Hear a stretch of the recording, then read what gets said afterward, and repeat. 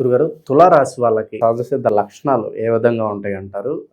జీవితంలో ఏం చేస్తే వీళ్ళకి కలిసి వస్తుంది? ఏ విషయాలకు దూరంగా ఉండాలంటారు? తులారాశి వారు రొమాంటిక్ పర్సన్స్ అండ్ కొంచెం ఎవరినైనా మాట్లాడుతున్నప్పుడు సర్కాస్టిక్గా మాట్లాడడం, హ్యూమిలేటింగ్గా మాట్లాడడం ఇలాంటివి ఉంటాయి. కొంచెం పొడుస్తున్నట్టుగా మాట్లాడడం ఇలా కొంతమంది ఫీల్ అవుతూ ఉంటారు. కన్యారాశి వాళ్ళు తులారాశి వాళ్ళు కనుక పెళ్లి చేసుకుంటే 24 గంటలు ఫైటింగ్లో కాపురం చేసుకుంటారు. కానీ ఏదో ఒక దశలో ఎనిమిటీ అనేటటువంటిది డెవలప్ అవుతూ ఉంటుంది. అండ్ తులారాశి వాళ్ళకి ఎంతసేపు జనం కావాలా చుట్టూ. అండ్ వీళ్ళు చాలా ఇంటెలిజెంట్ అనమాట. ఎన్టీ రామారావు గారిని చూసుకోండి. ఇప్పుడు ఎవరికైనా సరే, ఇప్పుడు ఎన్టీ రామారావు గారు ఏ విధంగా బిహేవ్ చేస్తారో అదే విధంగా తులారాశి వాళ్ళు బిహేవ్ చేయడం జరుగుతుంది. మోస్ట్ డిసిప్లిన్డ్ అనమాట. అలాగే ఫుడ్ తినడంలో మాత్రం భీమసేనుడిని మరిపిస్తారు వీళ్ళు. రకరకాల రుచికరమైనటువంటి ఫుడ్ని, రకరకాల పిండి వంటలని తింటారు.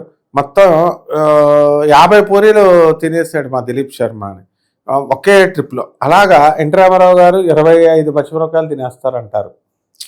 అట్లా వాళ్ళు ఎపిటైట్ అనేటటువంటిది తులారాశి వారికి ఎక్కువగా ఉంటుందన్నమాట. కాబట్టి తులారాశి వారికి వైవాహిక జీవితంలో కూడా చాలా బాగుంటుంది. కానీ కొంతమంది గొడవలు పెట్టుకుంటే మరి అది ఎలాగో ఈగోలకు వెళ్తే డెఫినెట్గా ఫైటింగ్ అని జరుగుతుంది. కానీ తులారాశి వాళ్ళు ఈగోలకు వెళ్ళరు, కొంచెం మూర్ఖంగా ఉంటారు. కానీ పబ్స్ వీటికి రెస్టారెంట్కి వెళ్దామని ఎంజాయ్మెంట్గా ఉంటారు.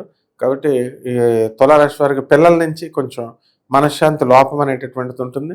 ఇది తులారాశి వాళ్ళ ఫాదర్లు, తల్లిదండ్రులు వాళ్ళంతా కూడా సెకండ్ సెటప్లు పెట్టుకుని వాళ్ళ పిల్లలకు పంచాలని చెప్పి ఆస్తుల వ్యవహారంలో ఫస్ట్ పిల్లలకి సెకండ్ పిల్లలకి ఏదో చేద్దామని చెప్పేసి ఉన్నది పోగొట్టేసి మొత్తం వాళ్ళ ఫాదర్స్ వల్ల తులారాశి వాళ్ళంతా కోట్ల చుట్టూ తిరుగుతూ ఉంటారు ఆస్తులను రక్షించుకోవడం కోసం. సో ఈ రకంగా తులారాశి వారు లక్ష్మీదేవికి ఆరాధన చేసుకోవాలా.